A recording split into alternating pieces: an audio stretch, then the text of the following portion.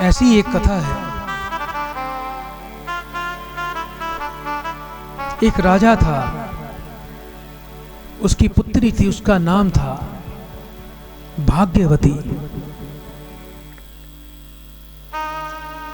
उस भाग्यवती का बचपन से ही भगवान के प्रति अथाह प्रेम और विश्वास था,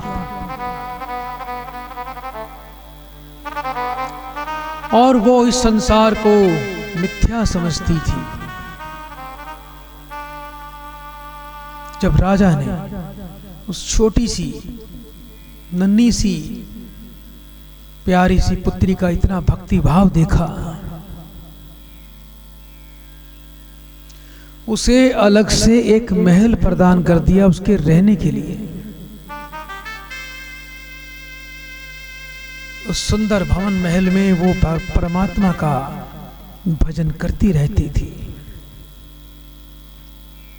एक दिन एक चोर था, वो पहले से ही जानता था कि राजा की जो कन्या है बहुत ही संत प्रवृत्ति की है, बहुत ही करुणामयी है। और जो चोर था उसने एक दिन साधु का भेष बना लिया और उस कन्या के महल में प्रवेश कर गया।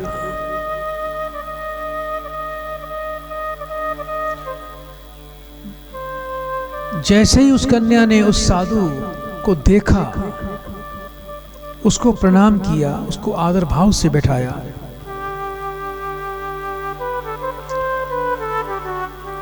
और बोला कि महाराज कुछ जलपान तो कीजिए।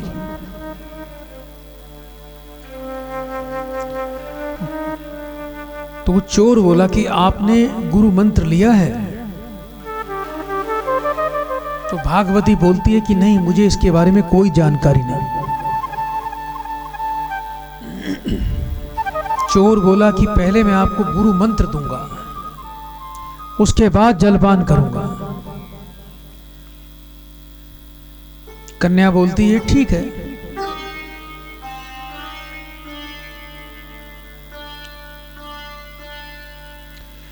अब उस चोर ने, जो साधु के भेष में था, उसको बोला कि सारा धन और माया जो भी है इकट्ठी कर लो,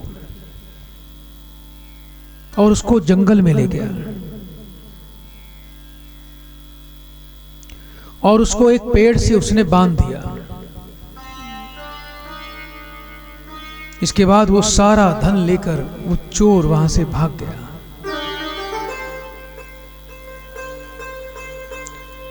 और उसको ये बोल के गया कि 1 सप्ताह के बाद मैं आऊंगा, आप ऐसे ही भजन करते रहना। भागवती बड़ी भोली भाली कन्या थी।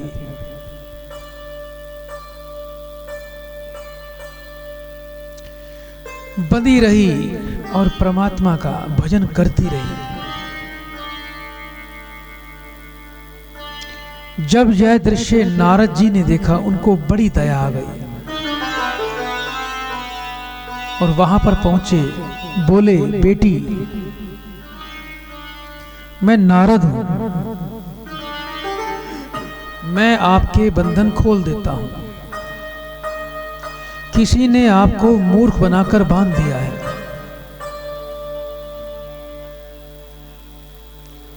लेकिन उसका विश्वास देखो। उसने कहा कि ये तो मेरे गुरु ने मुझे बांधा है, और 1 सप्ताह के बाद आकर ही मुझे वो खोलेंगे। नारद जी ने उनको बहुत समझाया, लेकिन कन्या नहीं मानी।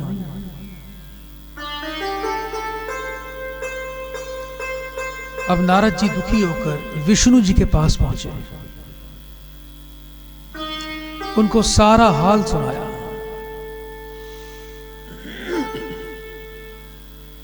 अब स्वयं विष्णु जी आए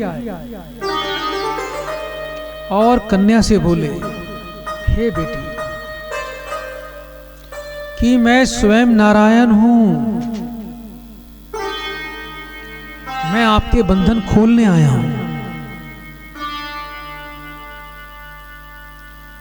उस भागवती ने नारायण को भी मना कर दिया कि उसी गुरु के कारण ही तो नारद जी आए हैं और आप ही आए हो। जब मेरे गुरु जी आएंगे तो मेरा बंधन तो वही खोलेंगे।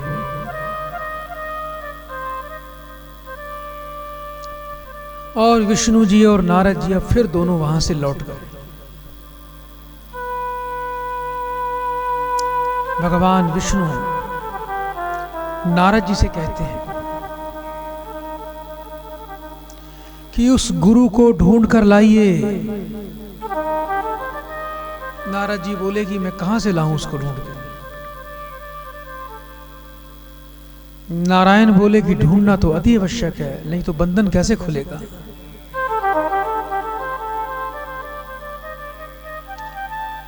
नारद जी अब ढूंढते ढूंढते उस गुरु के पास पहुंचे।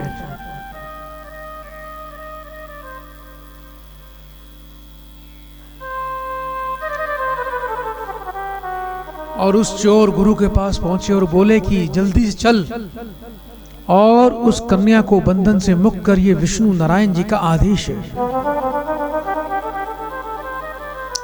वो बहुत घबराया था।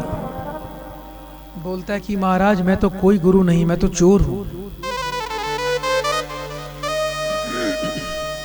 बोले चाहे कुछ भी हो तुझे गुरु बनकर ही चलना पड़ेगा।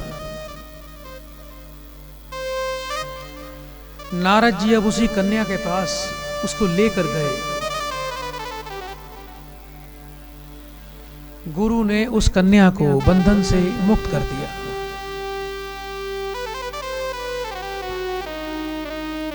उस कन्या ने बंधन से मुक्त होते ही गुरु को प्रणाम किया, नारद जी को भी प्रणाम किया, भगवान विष्णु को भी प्रणाम किया।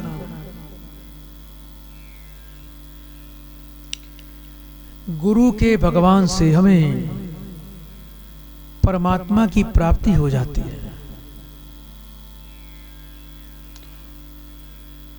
कहने का हमारा अर्थ ये नहीं कि गुरु ऐसा होना चाहिए, लेकिन फिर भी बिना गुरु के कुछ भी संभव नहीं। एक भक्त देखता है कि गुरु और गोविंद दोनों ही खड़े हुए हैं कि मैं किनके चरणों में प्रणाम करूं। लेकिन सत्य यही है कि संत की कृपा से ही गोविंद की प्राप्ति होती है, नारायण की प्राप्ति होती है। तो पहले गुरु के चरणों में ही प्रणाम करना।